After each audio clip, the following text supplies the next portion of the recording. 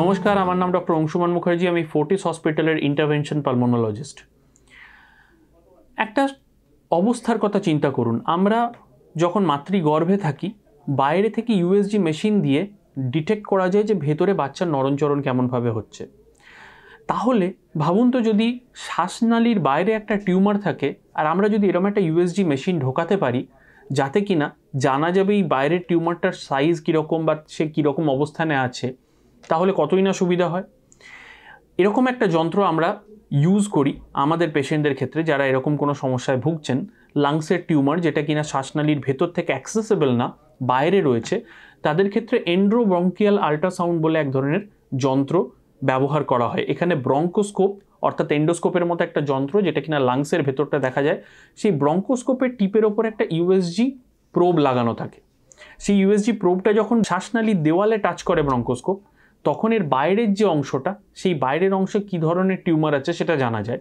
এবং এর মধ্যে বিশেষ সিস্টেম আছে যার মধ্যে দিয়ে আমরা বায়োপসি পর্যন্ত করতে পারি। সহজ পদ্ধতিতে অ্যানাস্থেশিয়ার মাধ্যমে বা অনেক সময় অ্যানাস্থেশিয়া না করেও জাস্ট ঘুম পাড়িয়ে একজন পেশেন্টকে এই ইবাস টিবিএনএ পদ্ধতিটার মাধ্যমে জানা যায় যে কী ধরনের টিউমার আছে, এবং সেখান থেকে আমরা টিউবারকুলোসিস, সার্কয়েডোসিস, লাং ক্যান্সার ইত্যাদি বিভিন্ন ধরনের রোগের নির্ণয় করতে পারি।